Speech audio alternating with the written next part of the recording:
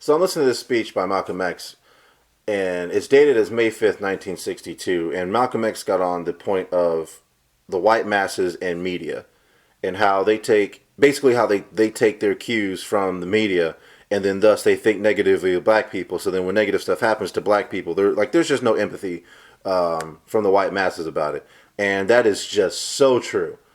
That is just so true, and it's what we saw with Ahmaud Arbery. It's just like we have on tape this guy running from like white guys with guns who again want to know what that Negro's doing in their neighborhood, and they gunned him down.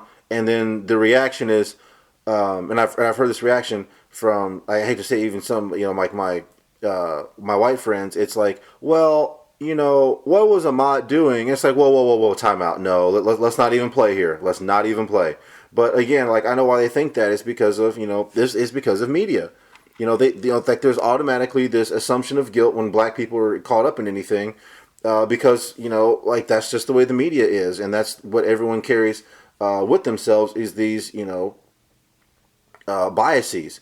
But, as I've said before, to remain logically consistent to my other videos, like we're far down the line on a lot of things. So, some things aren't just as simple as, oh, well, that's just your bias, fix your bias, and then we can move forward. But it does begin with acknowledging that a lot of the things that, whites and even blacks feel about each other and themselves is because of media promotion or demotion or how history is taught. So, but anyway, I'm not going to get on some long diatribe about that. But like this is why racism continues on, is because this topic is never addressed, and people don't want to admit to it for whatever reason. I don't know. Maybe it's just because I just have like this natural disposition for justice.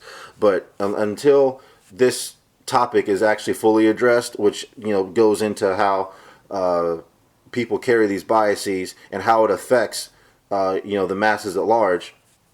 We're still just going to keep going through these cycles. And even in, the Ahmaud Arbery case and the George Floyd, even in the wake of all of that, people still aren't addressing it. So like all of this, Black Lives Matter promotion and, you're seeing all the signs everywhere. Like it's not going to go anywhere because no one's actually addressing the problem.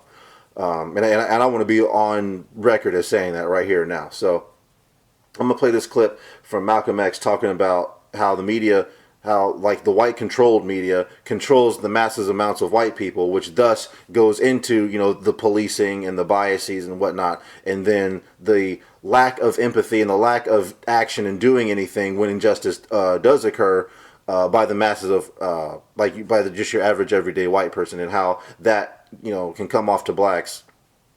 Well, he didn't say this part, I'm adding this part right now, and how that comes off to blacks as oh, like all white people are racist because, you saw us getting beat in the street and you just sat there and watched, or we have all of this evidence that we weren't doing anything.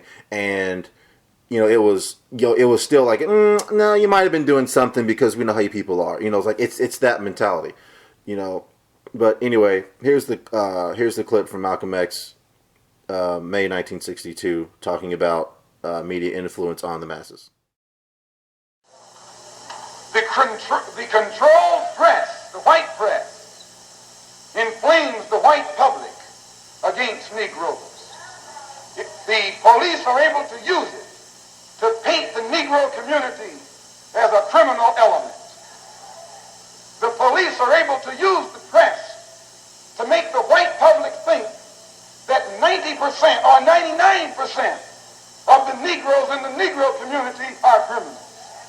And once the white public is convinced that most of the Negro community is a criminal element, then this automatically paves the way for the police to move into the Negro community, exercising Gestapo tactics, stopping any black man who is on the sidewalk, whether he is guilty or whether he is innocent, whether he is well-dressed or whether he is poorly dressed, whether he is educated or whether he is dumb, whether he's a Christian or whether he's a Muslim.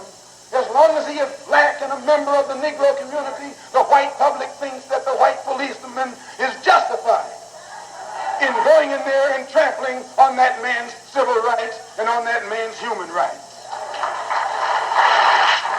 Once the police have convinced the white public that the so-called Negro community is a criminal element, they can go in and question, brutalize, murder unarmed, innocent Negroes, and the white public is gullible enough to back them up. This makes the Negro community a police state. This makes the Negro neighborhood a police state. It's the most heavily patrolled. It has more police in it than any other neighborhood, yet it has more crime in it than any other neighborhood. How can you have more cops and more crime? Why? It shows you that the cops must be in cahoots with the criminals.